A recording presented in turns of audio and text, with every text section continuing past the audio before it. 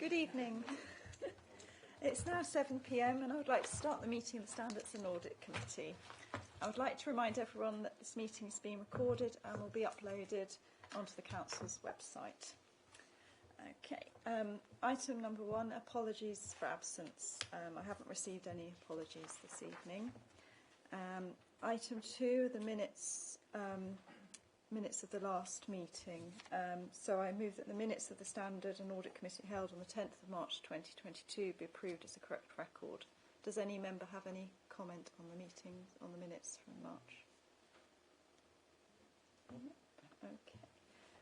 Item number 3 is items of urgent business. I haven't agreed to any items of urgent business. Item number 4 is declarations of interest. Does anyone wish to declare a declaration of interest this evening? No, Chair. Okay, so we'll move to item number 5, which is regulation of investigatory powers, RIPA, and activity report 2021-22, and that's on pages 17 to 20. May I ask Nick Coker to present this report, please? Oh, he's online. Okay. Yes, good evening. I hope everyone can hear me okay. Yep, great, Nick, thank you. Good, okay, good. So I've stepped in for Lee Henley.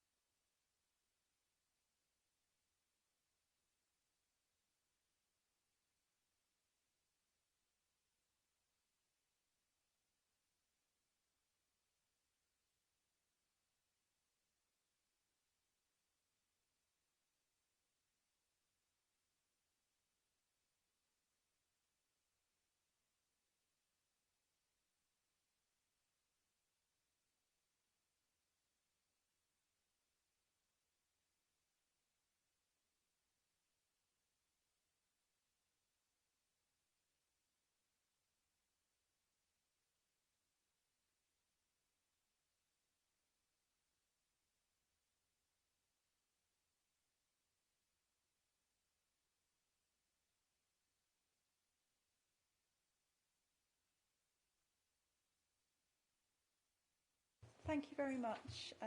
Would any members like to have any questions at all?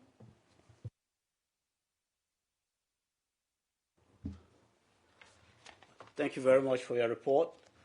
It's just, I was just looking at the minutes of last meeting, which took place sometime, not very sure what date exactly it was. That was on the April, mid-April, whatever it is. One of the commentaries there was referred to it's on page 6, the first paragraph there, actually, where I did made mention of the low number of complaints in 2021, 2020, 2022. And surprisingly, 2021, 2022, it has recorded 0 completely. I was just wondering what is happening. Is it because there's nothing to complain about, or is it the council is doing very well, or maybe is it maybe the members of the residents do not know such facility do exist? I'd just like to know why it has been really consistent. Thank you. Yeah. So this is complaints. So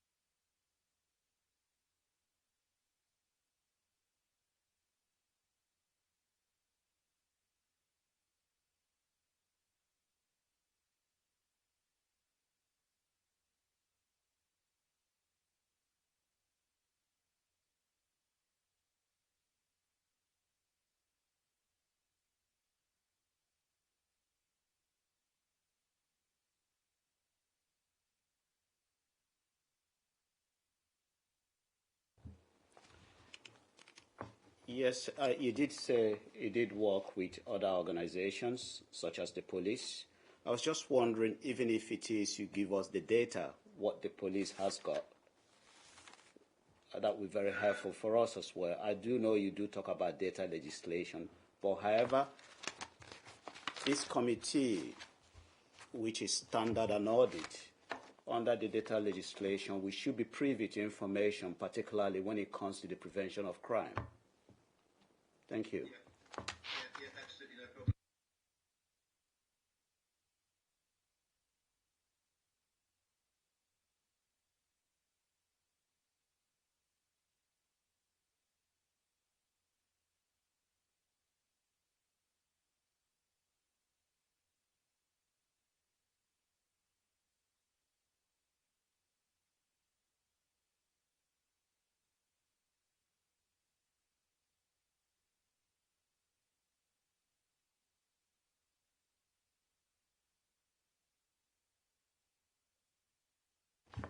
Finally, hopefully next time we begin to see some kind of improvement in terms of what RIPA is actually doing and making sure that the policies are properly being implemented. Thank you very much for your report. Yeah, absolutely.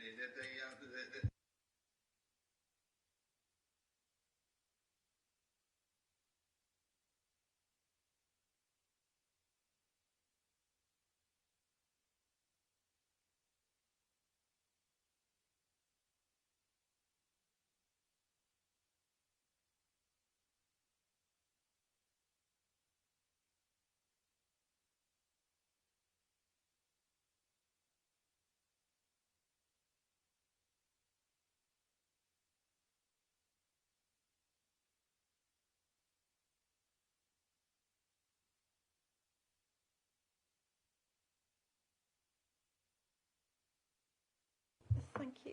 May I ask, talking about the less intrusive methods, could you just run through a few of the alternatives that you're using at the moment, please?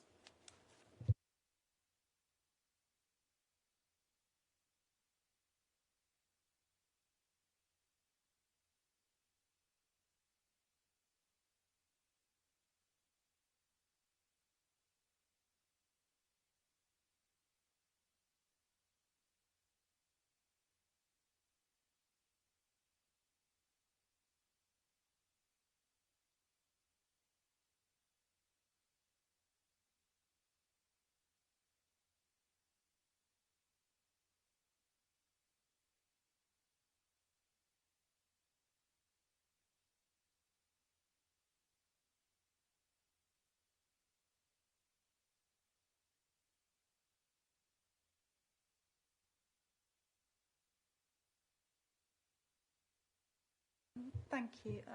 Councillor Carter has a question, please. Thank you, Chair, and thank you for the report, Nicholas. I just would like to know, on page 18, section 3.1.4, we have quite a drop in the number of requests made to the National Anti-Fraud Network from communication data requests, and I was just wondering if there was any reason for quite the drop in that.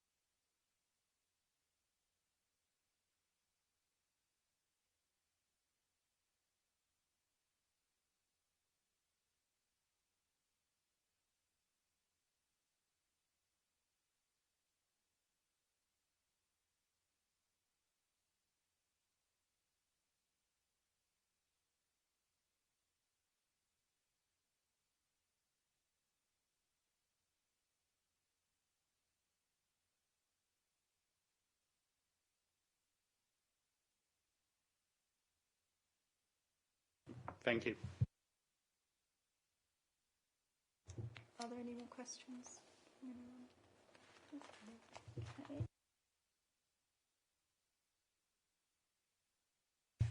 We can go to the recommendations then on page 17, which is to note the statistical information relating to the use of RIPA for the period 1st of April 2021 to the 31st of March 2022. Is that It's just noted. noted? Yeah, Yeah, it's just okay. noted. And recommendation 1.2 is to agree a revised RIPA policy. Is that Agreed. agreed? Okay, that's great. Thank you. Okay.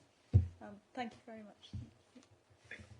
So we're now going to go to item 6, which is the annual review of the risk and opportunity management and the policy strategy and framework. This is on pages 49 to 53. And may Andy Owen please present this item. Thank you, Chair.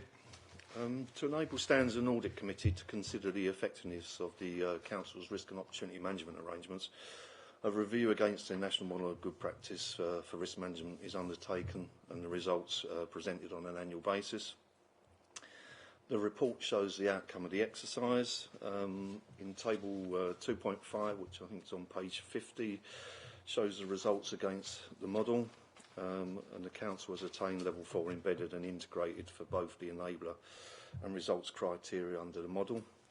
The table in 3.1, which is at top of page 51, shows Thurrock scores and the progress against the model for the initial year 2011 and the last 2 years, 2020 and 2021.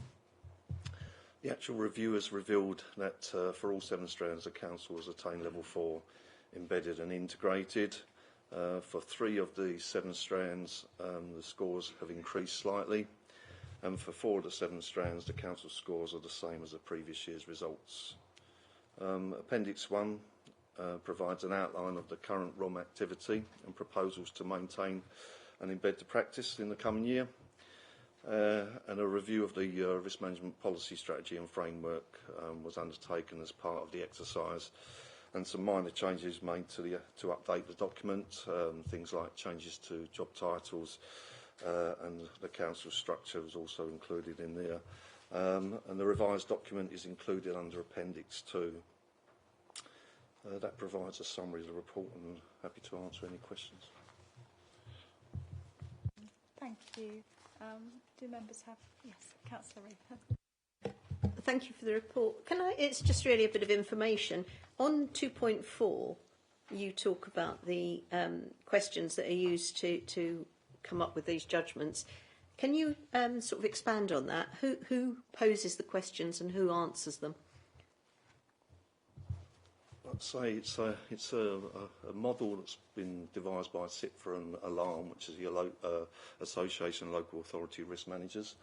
Like I say, it's got about 39 odd questions across about sort of under each of the strands. There's various sections. Like I say, if they pose the questions, in there is a sort of some guidance as to the points obtained against the answers. I undertake and it's like self-assessment against the model. And then what I do is, through the likes of Performance Board and Directors Board, is I share that results and that information, and obviously obtain some further feedback from those areas. And like I say, it's then we obviously put it into the model, and it turfs out the results. So that's basically how it runs. Just as a further bit of information, our last audit report, which runs on a similar model, internal audit report, it more or less come out with similar results. So like this, there's 5 levels, and I think we come 4 out of 5 on that model as well. So that's just as a bit of a comparator, just for a bit of information. Thank you. Yes.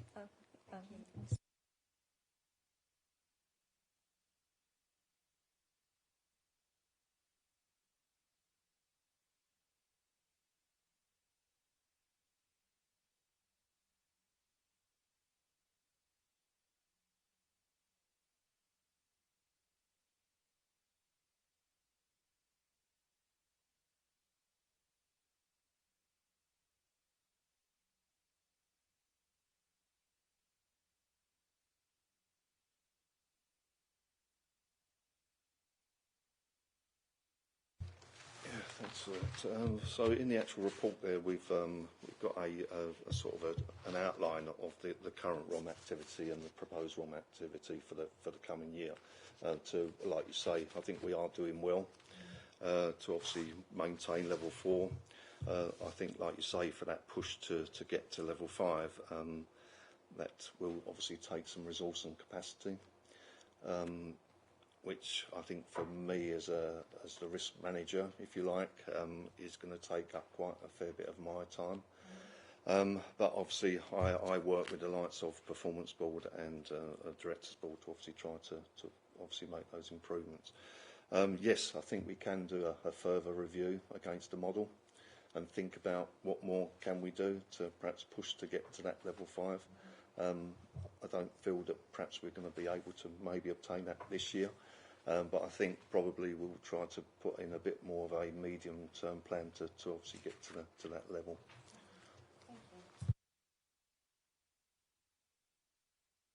Are there any further questions? Okay. So we need to agree the report recommendations on page 49. So 1.1, the Standards and Audit Committee note the results of the review, the current ROM activity and proposals to maintain and improve the practice across the organisation. So noted. And recommendation 1.2, that Standards and Audit Committee note and approve the updated ROM policy strategy and framework. Okay. Thank you. So now we go to item 7, which is in quarter 4 2021-22 review of the strategic corporate risk and opportunity register, and this is on pages 65 to 75. Okay, and this, may I ask Andy Owen again, please, to present the report. Thank you, Chair. One of the functions of Standards and Audit Committee is to provide independent assurance that the Council's risk management arrangements are adequate and effective. To enable the Committee to consider the effectiveness of the risk and opportunity management arrangements, the report is presented on a biannual basis and provides details of how the key risks and opportunities facing the Council are identified and managed. The report outlines the in quarter 4 review, which was carried out between January and February. It involved myself working with services, department management teams, Performance Board and Directors Board to review the register. And the outcome of that review is shown in Appendix 1 and 2 of the report. Appendix 1 is the dashboard table, which provides a summary of the items contained in the register mapped against the Council's priorities. In Appendix 2 is the Risks and Opportunities in Focus report, which contains the high priority items identified by the review, and a summary of the position for each in focus item is included under section 3.3 of the report, which I think starts at the bottom of page 66. The rationale for the items being in focus is based on the numeric value of the rating. So any 16 or 12s automatically become in focus, and any 9s or 8s are considered on a case-by-case basis for the report. What we try to do is obviously perhaps try and report on the top 10 to 12 if we can, so that's the reason why you probably mostly see only the ratings of 16 to 12. For the committee's information, the criteria guide for impact and likelihood levels are included under Appendix 3, and it shows the guidelines used to rate and prioritise the items. That's a basic outline of the report, and I'm happy to take any questions. Thank you. Are there any questions from members? I want to ask firstly about the ratings there. So is that based on impact and likelihood, and then there's some scores that you know about what things that score?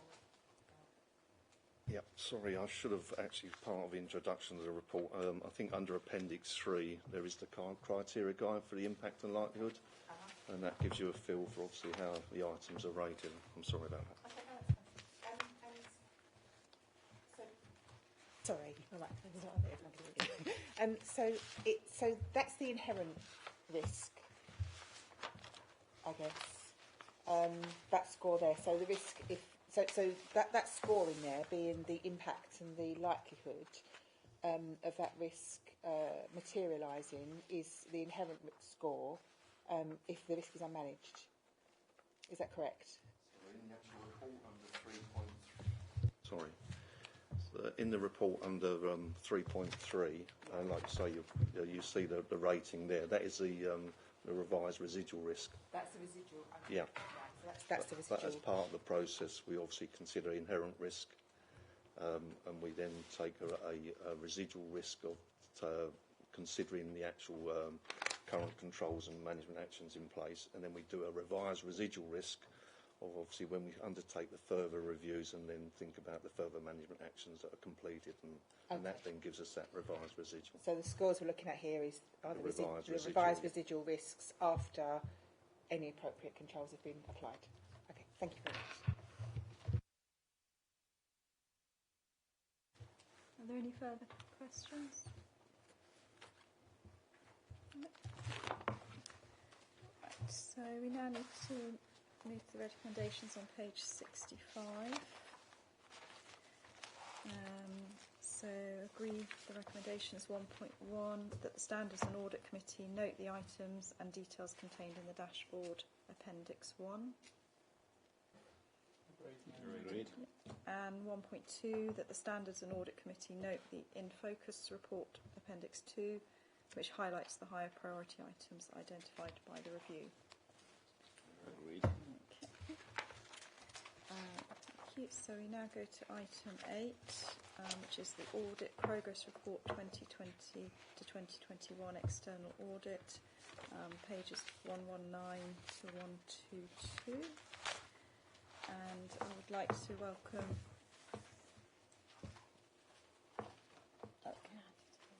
Shall I say if he wants to go? Yeah.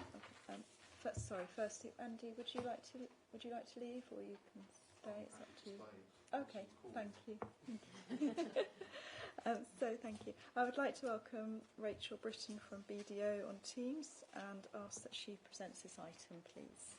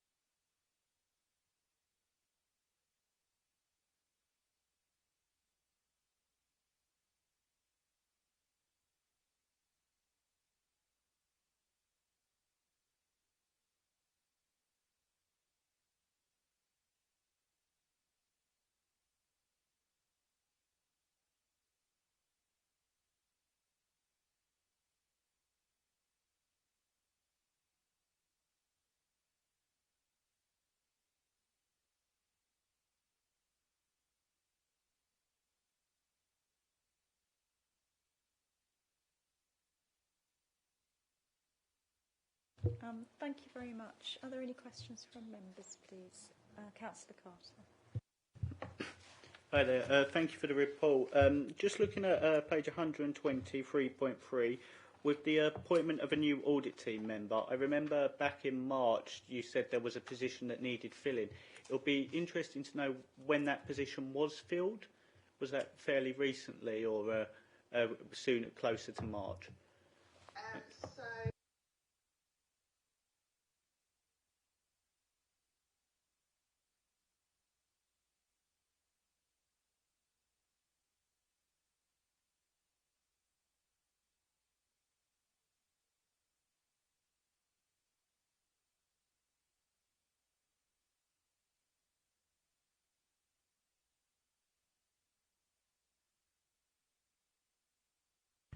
Thank you. All right. And when did this person you've moved from that team to this team? When did they start work on the external audit? Okay. Thank you.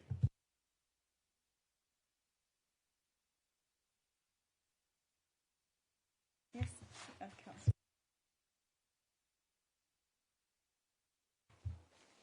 Thank you very much for your report. Looking at the report and also going back to the last report, which I believe was presented sometime in March 2022, I'd just like to know what progress have you made from that time to now in terms of the report?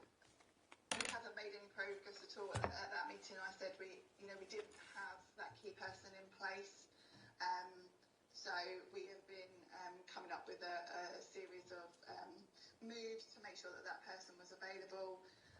In May and June, we also do NHS work as well. So this is the first opportunity I've had to make somebody available to start work. Taking into consideration the importance of auditing in any business organisation, one would have thought you could have made a lot of maybe hiring from agency. Have you tried? Is there anything we can do to make sure you get the right tools and resources you need to do this job? We are very much trying to recruit and fill our vacancies in innovative ways. The audit market is a really tough market at the moment to recruit into, not just public sector but in general. And we have lots of competition for each of our vacancies, so it is really tough. So we are also looking at different solutions, so looking at using overseas staff, and we have a centre of excellence which we've set up in South Africa, and we're using a lot of people from there, but those people generally are at the more junior grades, and this was a kind of key senior member of the team that we needed to replace, and that person needed to have public sector experience to be able to do a really good job, both for yourselves and for our quality processes. Thank you. Just finally, when do you intend to see progress? Are we going to see progress the next time you're going to be reporting to us? Yes, I'm hoping to bring the audit completion report.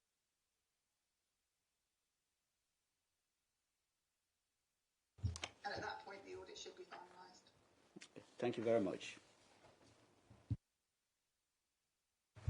Mr. Clark. Hello, Rachel. You mentioned the consultation, which is the CIPRA consultation, which is recently closed.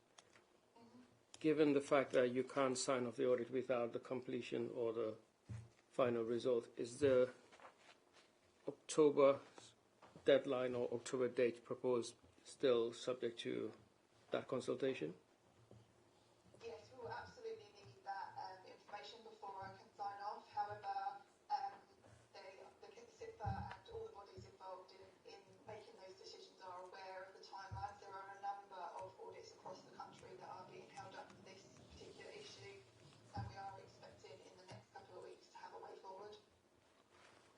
There might, however, be additional work that the council needs to do, but I still think we'd be able to do that within the timeline that's been proposed. So, does that give us the guarantee that come October we've got the 21 audits completed and we're now looking at the next year?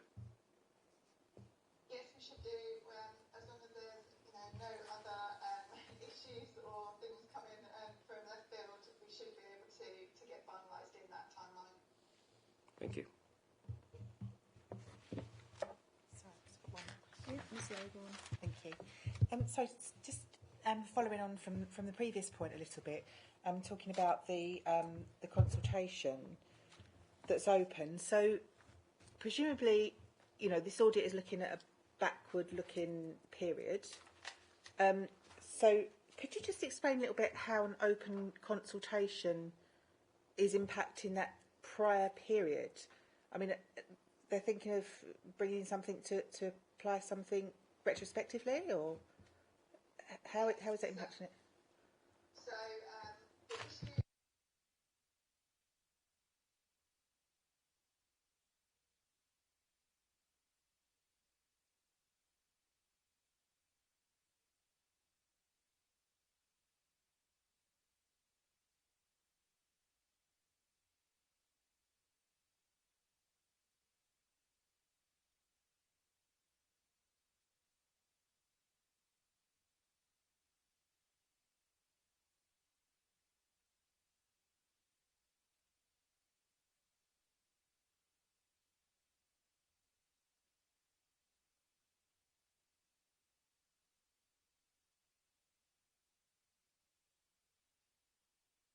Understood. Thank you very much. Are there any further questions? Okay. May I ask the objection to the financial statements? Is that causing quite a bit of delay to what you're doing, or is it a major issue? The issue is mostly to do with things that we would do.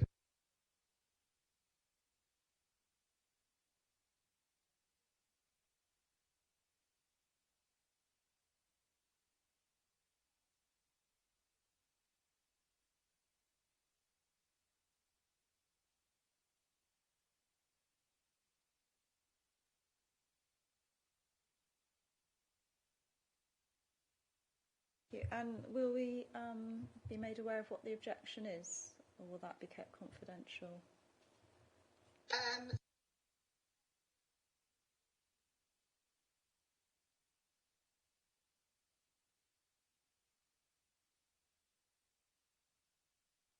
you. And the staffing crisis that you've had, are you hoping now going forward for next year that it will be better managed?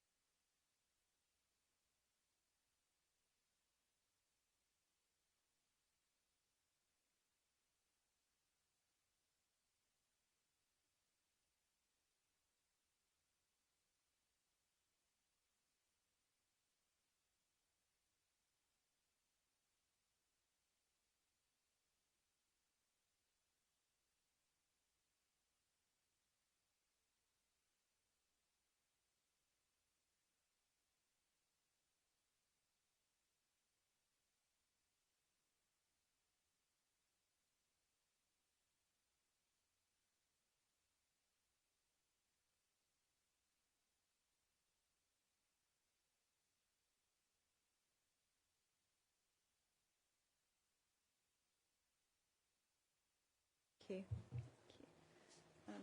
No further questions from anyone? Okay, thank you. Thank you very much for your report. Thank you. Thank you. So we need to agree the recommendations on page 119. So that's recommendation 1.1, that the Standards and Audit Committee note the progress of the external auditors in completing the audit of 2020 to 2021 financial statements. Noted.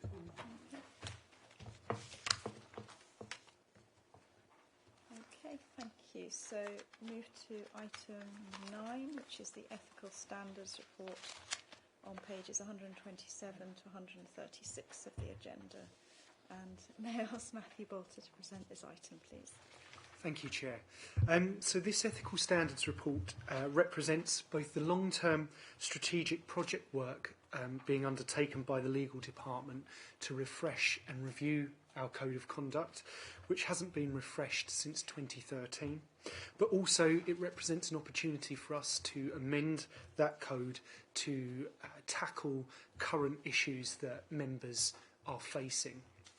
So moving to the recommendations, recommendation 1.1 is asking you to agree amending or refreshing the Code of Conduct in line with the Local Government Association's Model Code of Conduct.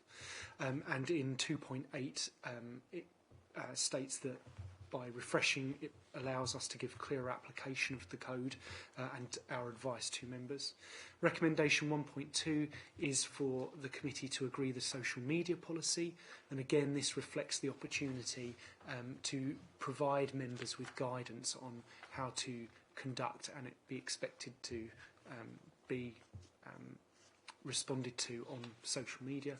And recommendation 1.3 is to ask members for any input and also to agree an amendment or a refresh of our complaints handling to provide the monitoring officer and his or her team the ability to deal with complaints more efficiently and effectively. And this is outlined in 2.15 of the report. And that, Chair, is all I wish to say, and I'm happy to take any questions. Thank you. Are there any questions from members, please?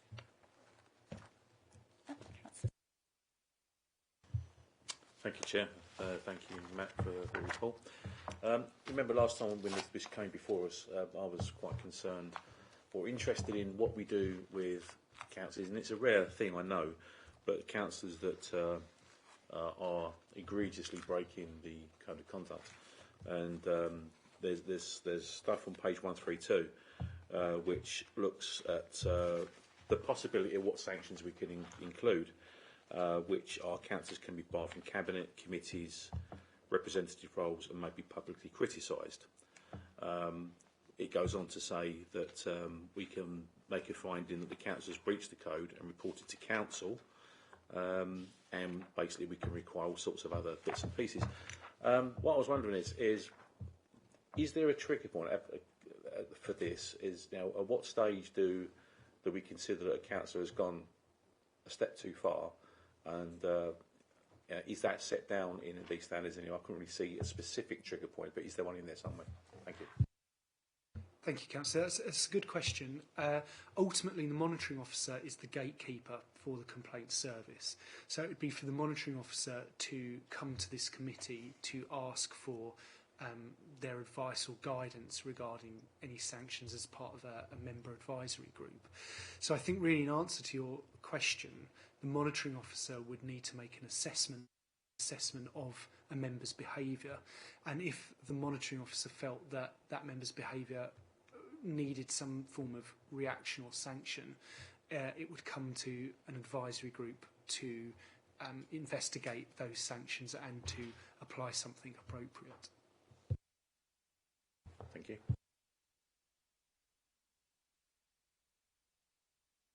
Are there any further questions?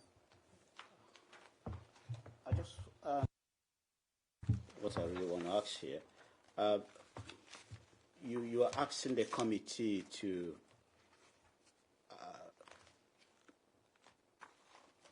adopt the policy, am I correct? Yes, kind of. So we have a code of conduct, yes, which is contained in our constitution. Yes. That code of conduct, so the Local Government Association have issued a revised version. Yeah. And compared to our current one, yeah, it's largely similar, but there are additions and amendments which we can add to our current code, which brings it up to date with what the Local Government Association has advised or is suggesting is a model code. Yeah. So the request of this committee is that you agree to that and you allow us to refresh our code in line with that, in regard with that model. I was just wondering because I know we are here, a group of councillors who are on this committee, but there are still other councillors out there. Has there been a way this document has been shared with some of our colleagues to at least to have a preview of what we adopted here? Yes, so ultimately the code of conduct has to go before full council for agreement, because the way our decision making is set, any changes to the Constitution have to be agreed by full council. So the steps that we would take is, if this committee agrees to these recommendations tonight, we would then do the detail, we would amend the Code of Conduct, and then we would bring that before full council in due course. I would thought September, October, for them to sign off. So that's where the detail would be shown as to what amendments we've made. All right. Thank you. I think that answers my questions. Councillor Carter. Hi there, thanks for your report, Matt. I just noticed that we hadn't really said much about the social media guidelines, and I know you did a lot of work for that after we requested it, if I can get my words out. Happened again. That we requested it at the last meeting in March, so I'd like to thank you for coming forward with that. And I've looked over it, and I do really like this report, so I'd like to thank you. I think the committee would like to thank you for putting this together for us. Okay, thank you. Thank you. Can I just ask, with regards to the sanctions, none of them actually refer to any sort of suspension of a councillor. The only thing is if they commit a criminal offence, then they're disqualified. So they could break the Code of Conduct, but just still be able to act as a councillor, but just not be on committees. Is that correct? They're not going to be suspended or anything? Yeah, it's a really good question, and ultimately you are correct. I think under the old system, I do remember I used to go to standards panels when I first started here to take minutes, and 3 members used to sit, and the monitoring officer of the time would bring forward cases, and the members would decide what sanctions. And obviously that has changed, and central government advice is that you can't suspend members. So yeah, ultimately your assumption is correct. Unless a member breaks the law, a breach of the 7 principles of standards in public life wouldn't lead to a suspension. However, I think there is a hope, and as you can see in 2.17 central government's response, I think there would be a hope that political party discipline would kick in at some point if a member was really breaching something quite significantly. And obviously we could bring an advisory group to make sanctions, and we would hope that the sanctions that we can put in place would be suitable for the breach that's occurred. Thank you. Are there no further questions? Okay. So we need to move to agree the report recommendations on page 127. So we've got recommendation 1.1. The committee recommend to full council the adoption of the Local Government Association Model Councillor Code of Conduct as set out in Appendix 1. Agreed. Recommendation 1.2. The committee consider and recommend to full council the adoption of the social media policy for members as set out in Appendix 2. Agreed. And recommendation 1.3, the committee consider the LGA's guidance on member code of conduct complaints handling, and that the monitoring officer revises the council's existing arrangements to reflect best practice. Agreed. Okay. Thank you very much. So we now move to item 10, which is complaints received under members code of conduct. This is on pages 219 to 222. And may I ask Matthew again, please? Thank you, Chair.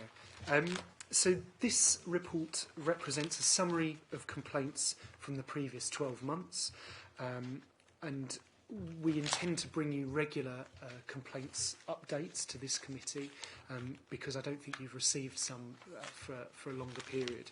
So this report is really just resetting those regular reports. The numbers, as you can see in part 3, the amount of formal complaints that we have received is not excessive, and I think it's fair to say the substance of the complaints that we have dealt with comparatively have not been serious, if I can say that. Beyond that, I'm happy to take questions. Thank you. Are there any questions, please? Councillor. Thank you, Chair. Thank you, Matt. You were mentioning earlier regarding that you're getting complaints on a relatively regular basis from members of the public, etc. Is there ever an instance where the complaint is dealt with without the member ever getting to find out there is a complaint because basically you've assessed it and there's just nothing there? Or would the member always get to hear about a complaint no matter what? It's a good question, Councillor. I think so. So we do receive what I would term issues. So all the complaints that are represented in the report are formal complaints. People have filled in a form and we've assessed the complaint against the 7 Nolan principles. As a monitoring officer, I receive emails all the time from people about relationships with councillors, with residents, with officers. And some of those would be dealt with before a member was informed, because my assessment of that would be that it's not a complaint, or it can be resolved without, a due process of the complaints system. If that answers your question, what you need to answer. Questions? Mr. Clark. I note in 2.4 you've got one complaint was made by a councillor and other complaints were made by members of the public. Is there a different mechanism of complaint when it's a councillor to a member of the public, and how is the end analysis and the framework for reporting back on the complaint? Yes. So I wouldn't say we discourage member-on-member complaints, but I think there's an expectation that members, with the presence of politicking, there is an expectation that members resolve issues between themselves in a political way. If they have disagreements that bubble over, for example. However, if a member feels that another member has breached the Nolan principles of standards in public life, then as monitoring officer, I'm fully supportive of them making a formal complaint. And therefore, if a member wishes to make a formal complaint about another member based on those Nolan principles, we will consider that, and we will investigate that as we would any other complaint. But I think saying that, member-on-member complaints are quite unusual, because I think as a member body you have ways of resolving your issues with other members that don't require the involvement of the monitoring officer. So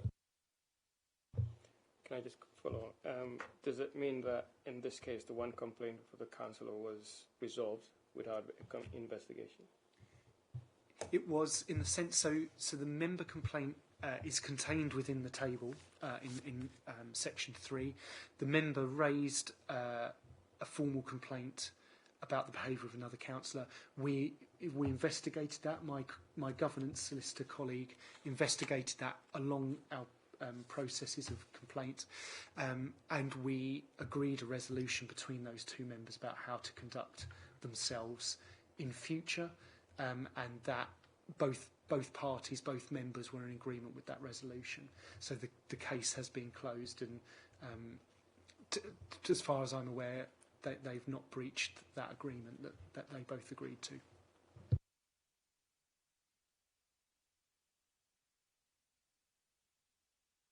Any further questions? Yeah, Councillor Snell. Just a quick one, Matt. Bearing in mind what we've just agreed on, would any of these decisions be any different under the new standard as compared to the old one? No, I don't think my personal assessment, and in collaboration with my legal colleagues, I don't think that none of these complaints represent a serious breach of the code, and I think in all of the cases there had to be understanding on both sides of the parties, and I think sometimes members have acted in good faith, and that's been misinterpreted by a resident, and I think there's been a need to explain that and resolve that with the resident and the councillor.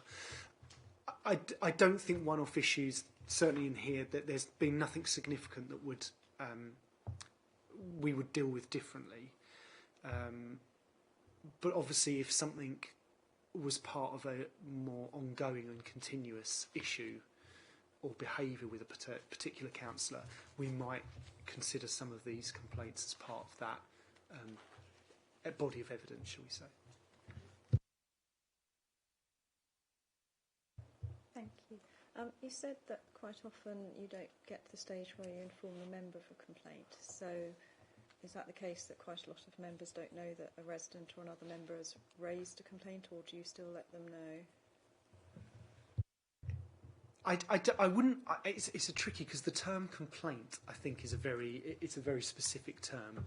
So I would maybe get an email from somebody about a member, and that person hasn't understood a process. So by explaining the process to the person, they may say, "Oh right, okay, I understand what's happened. That's fine," and I wouldn't necessarily inform the member because it's not a complaint. But I think I'd make it clear here, anything significant or anything that is about the behaviour or the actions of a councillor that has to be addressed informally or formally, the member will be told. So nothing, I'm trying to think of the right words, no member will not know about something significant in their behaviour. Thank you.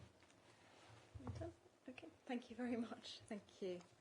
Okay, Councillor Nanash. How would you deal with complaints from members of the public,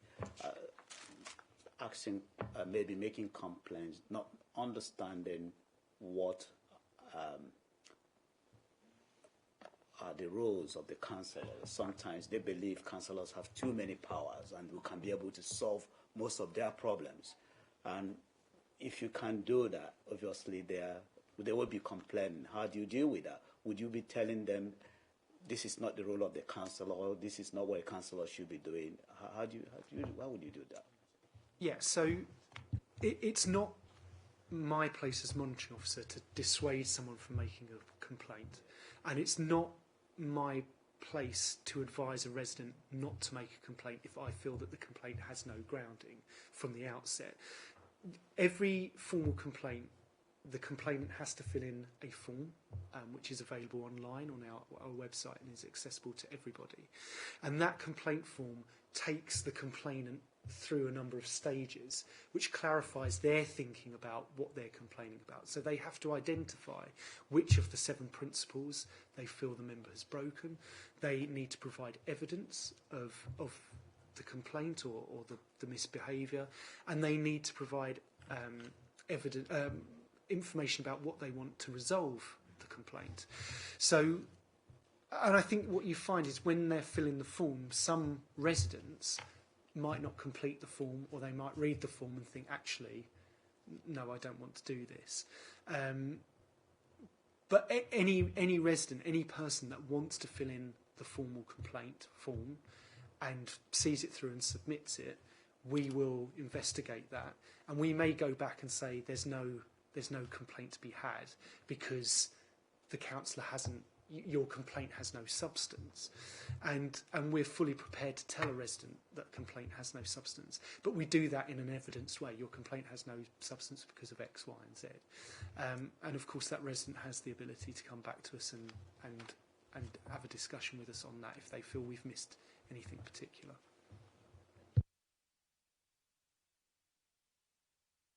Thank you. So we move to agree the report recommendations on page 219. So we've got recommendation 1.1 that the committee note the outcomes of complaints received under the members' code of conduct. Great.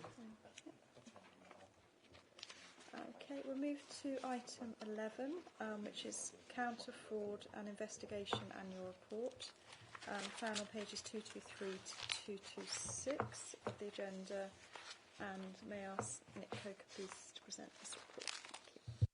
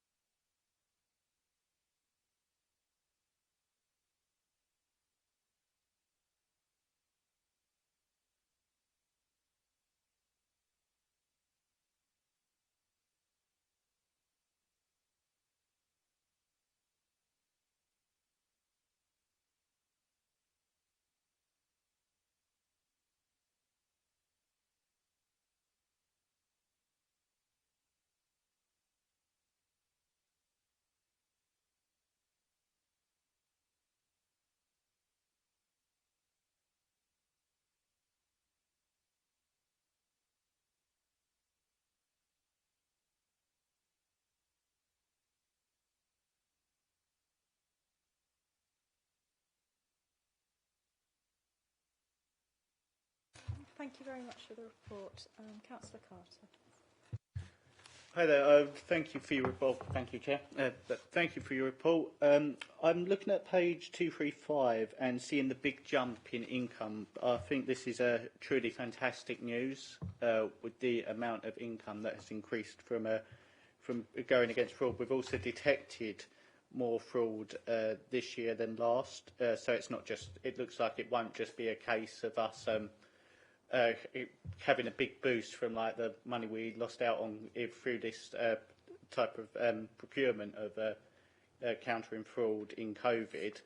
But the income this year was actually bigger than the previous 3 years combined, and I really do think that deserves massive applause. And I know every Standards and Audit Committee last year, Councillor Collins would say that this was his favourite department of the council, and I think with that sort of work we can see why. So it's really fantastic. Thank you.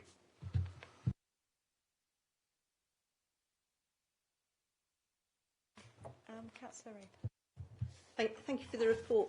On page 235, you talk about secondment of staff and so on. It's just a small point. Does the partners' contributions cover the on-site budget? Yes, I believe it does. Thank you. Thank you. Thank you for the report, and thank you for the statistics as well. Just looking at page 231, and my question is going to be on the housing. The housing fraud seems to be the highest in the list. Do you know why that is happening? Yeah. Housing fraud has always been a big part of the counter fraud investigation team.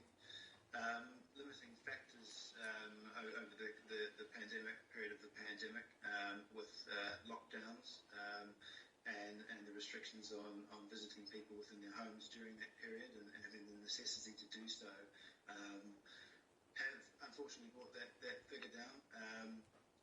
Along with other factors, people were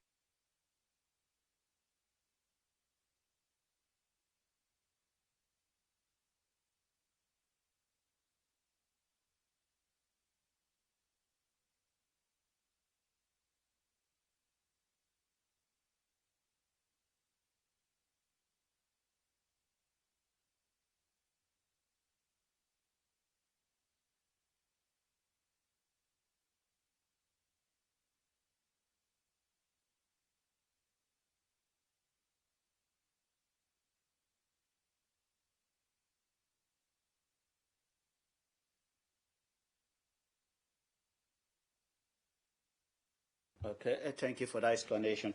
My next question, what steps are we taking to reduce this or possibly to stop it happening?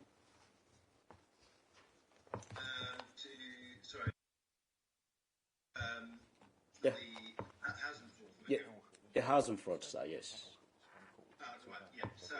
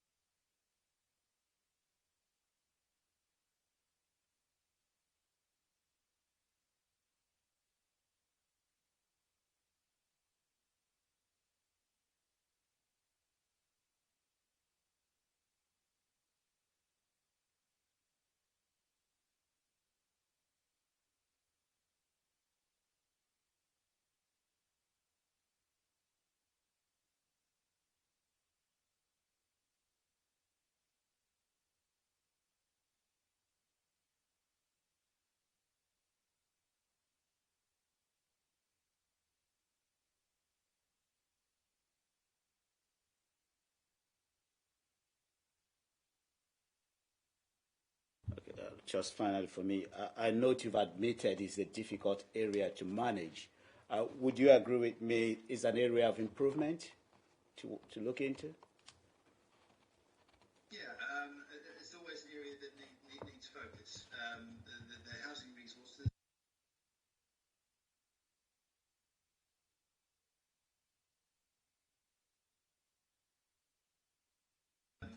absolutely. It's something that we should give focus to. And every property we recover that's been subject to fraud is another property that we can give to a family that genuinely needs it. Thank you very much for explanations. Miss Laybourne. Hello, thank you for the report. I've got a question on page 231. So there's various figures here around suspected frauds and investigations that are open, and the total value is reported as 7.1 million. Could you just give us a brief explanation of how these figures are calculated? So I suppose where I'm going is with if the investigations are open and they're still being conducted, how kind of far, how do we know how far back the fraud goes, and how is that figure quantified? It can be difficult to quantify in the instance of housing fraud. There is an accepted standardised figure, but it's somewhat lower than possibly the actual value of the offending is. It's difficult to quantify. In some of the other cases, such as the money laundering, social care revenue cases, you can, in some instances, get a more precise figure. Or an exact figure in some of the cases, but we follow our sort of standard guidelines in relation to calculating the fraud.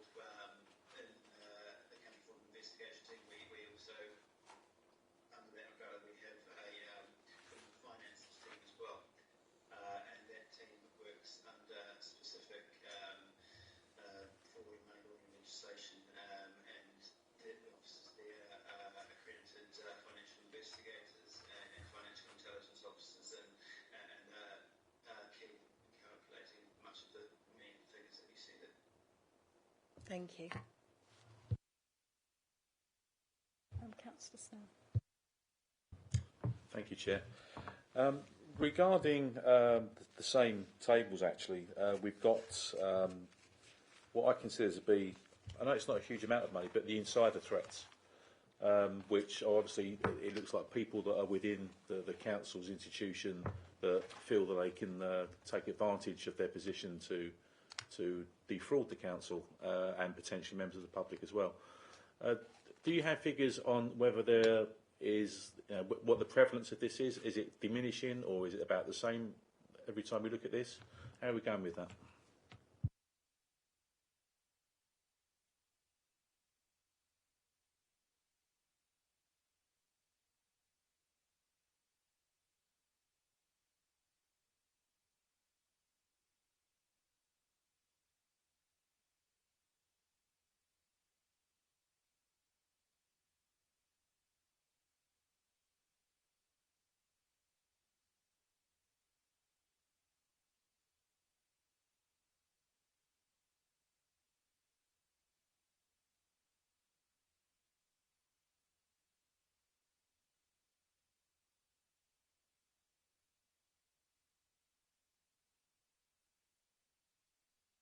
Yeah, that would be good. Thank you.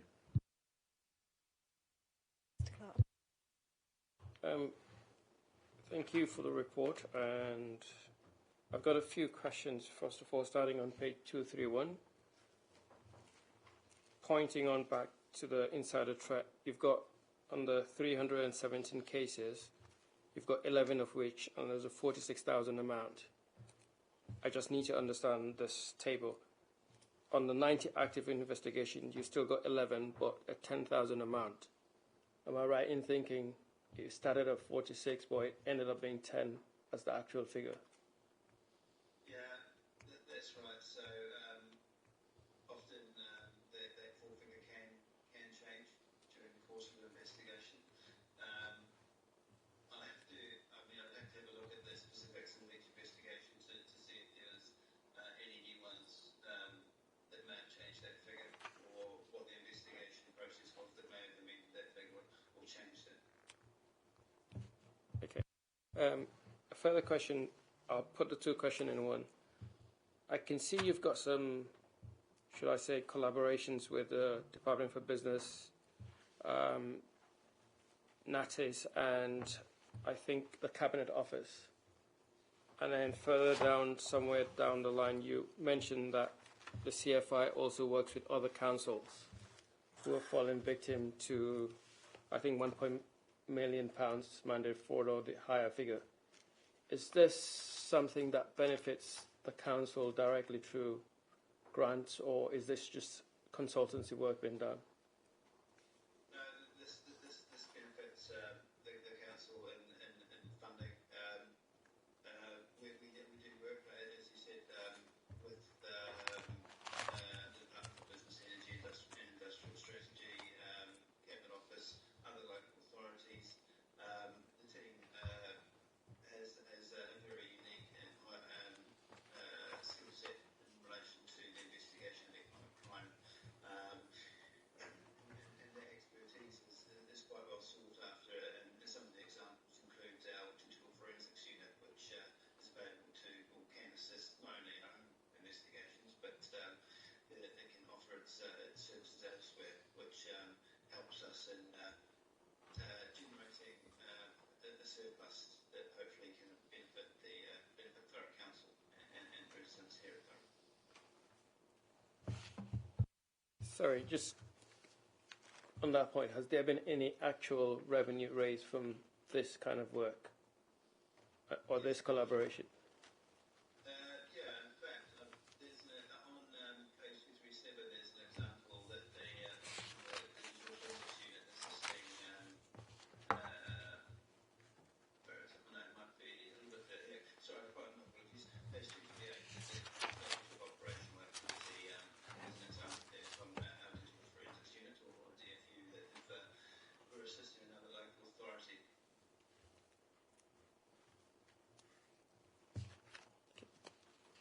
Thank you.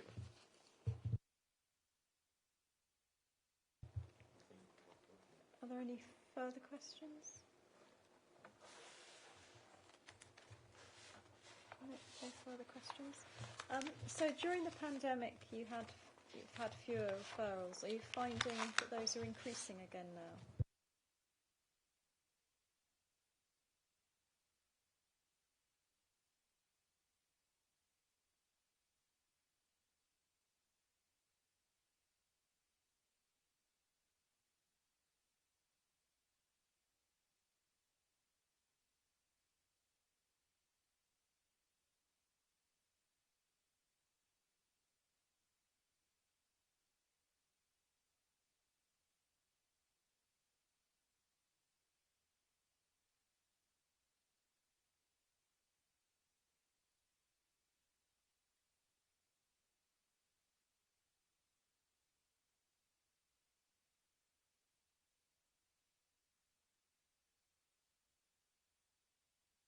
And I see that you did have some of the grant during COVID. You did have some fraudulent claims here. How has it compared, do you know, in Thurrock compared to other boroughs, the number of sort of fraudulent grant claims or receipt of payment as well?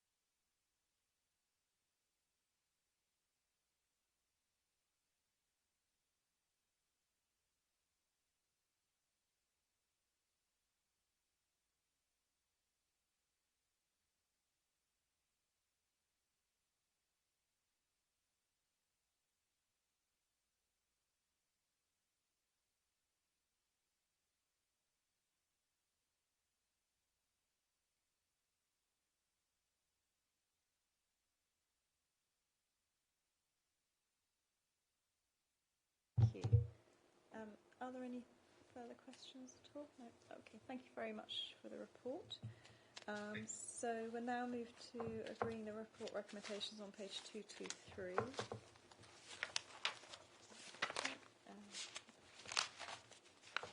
So recommendation 1.1, the committee notes the performance of the counter fraud and investigation team over the last year. Agreed. And 1.2, the committee approves the counter fraud and investigation strategy and work programme for 2022-2023. We haven't done the work programme. Okay. So we now move to item 12, which is the work programme on pages 241 to 243. And does any member have a comment on this, Councillor? Thank you, Chair.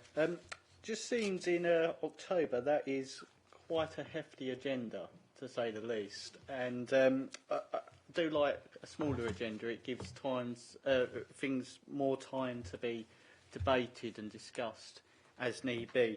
And I notice November's is a bit smaller. So is there any reports in particular we could perhaps move to November?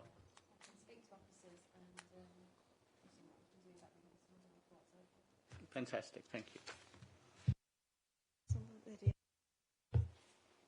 It might be a good idea to put a time limit for speakers on a particular month if you've got an awful lot of work. I notice that's what we're doing on Health and Wellbeing Board. If you've got an awful lot on and you feel it should only be a 10-minute item, you might want to do that as well. Yeah.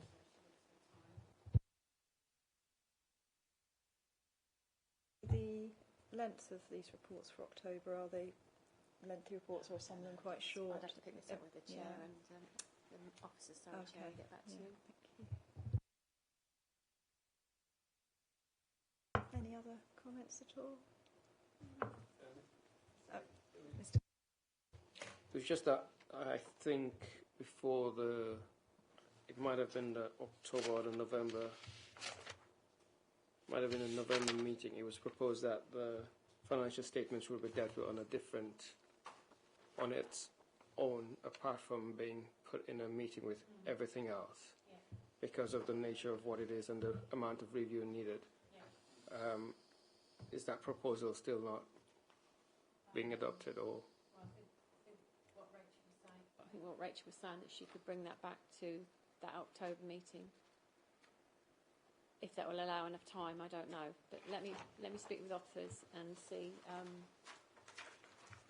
if an extraordinary would be called for that item to allow discussion.